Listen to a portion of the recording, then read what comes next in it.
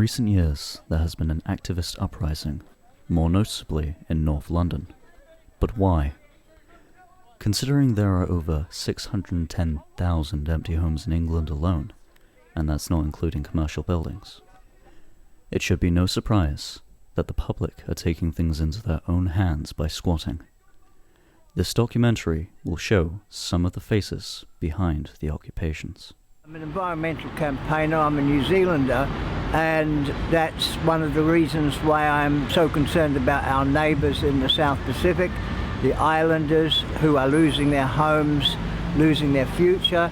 And I've been campaigning all my life about the danger of global warming and the solutions that need to be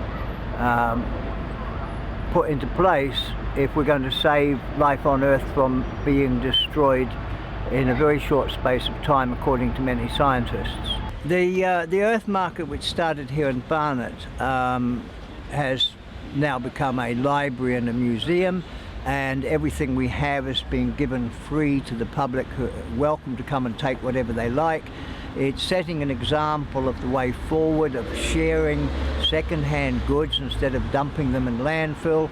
It's a way of reaching out to the people and showing them that there are alternatives to the way that they are living, an alternative to consumerism. We're calling this the Post-Apocalyptic Extinction Museum of Consumer Insanity. The rise in awareness of environmental problems and the danger to humanity, I think, is the reason that more people are becoming involved and taking action themselves in local communities.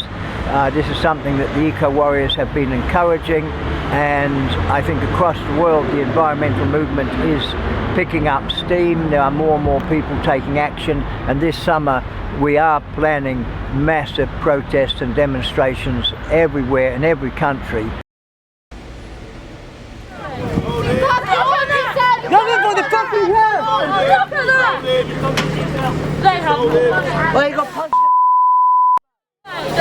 Hey police, he got punched in the face. We've got evidence.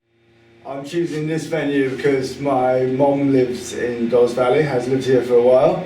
I personally get really annoyed with the government selling off things that belong to the people to fill financial gaps. And people just have no idea that they can actually stand up for themselves, and they do have options. They can't get robbed silly left, right and centre. And even if we can't ultimately stop this, it can stay getting closed down, as long as it gets people in that frame of mind where they can say no and they don't have to put up with stuff. And in the meantime, I'd like to see this estate, before it gets knocked down, being like a community estate rather than a sinkhole estate. And the police wanted to check it, and I showed them, and they were completely happy with it. It's one of these skylight things made out of plastic. There was a couple of weak nails, I pulled them up. I managed to squeeze down through this gap, which was slightly wider, once I got rid of the panel. And the police said they were very happy with it. I screwed on extra tight, and that's how you legally get into a squat. I opened the house, got illegally evicted the second night at 4 in the morning. Bouncers, bailiffs in my room. So I moved to another house 3 doors down in a cul-de-sac. We ended up opening 3 houses. I spent about 4 months there. And they never didn't squat for ages and ages since. And then we came homeless last winter, beginning of last winter. Moved into my rental council garage for a few weeks, and that was horrible.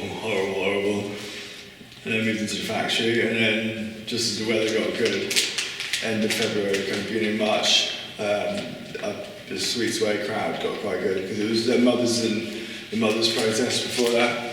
I thought I feel a little bit out of place with lots of families and stuff. But yeah, I went into that, and I've always done community living, so I love community living. The focus of my protest, get people on the estate to realise how completely unfair it is that they're being socially cleansed.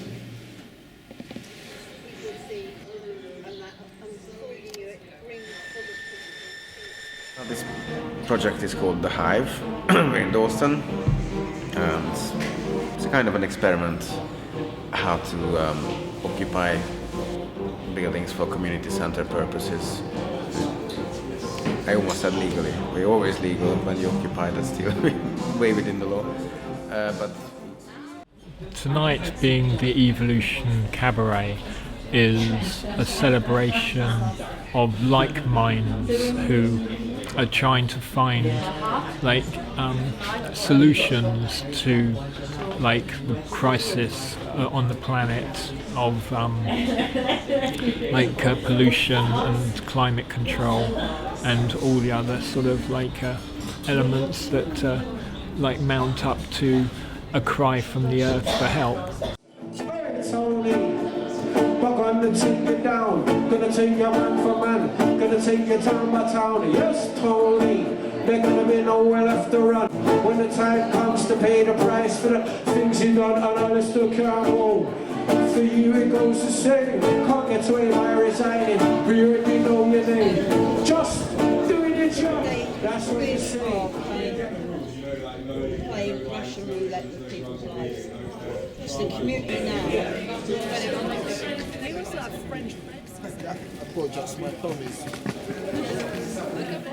Well, it's been 2 weeks since we first talked, and I just opened this place.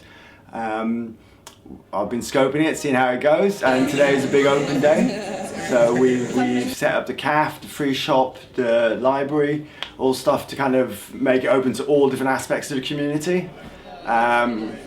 We've baked lots of cakes, and we're trying to get out and just bring people in.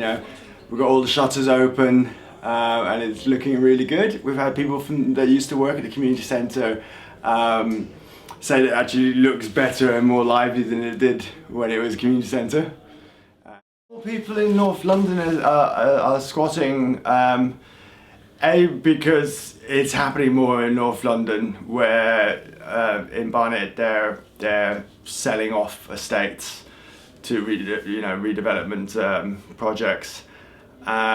Also, I think there's been a lot of groundwork done by some community groups, some squatting community groups.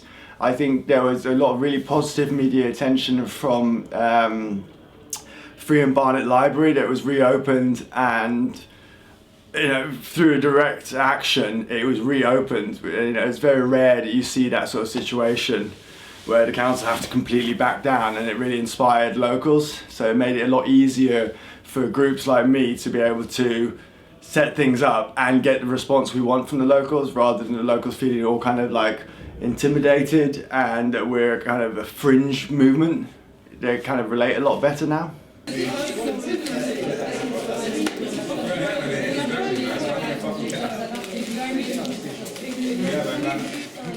My mum lives on this estate and I'm from this area, so for me to see the community destroyed and them to come out with things like, oh, we want to build a nice new estate, what they mean is they want to build a nice new estate without people like us living in it, which doesn't really help us at all.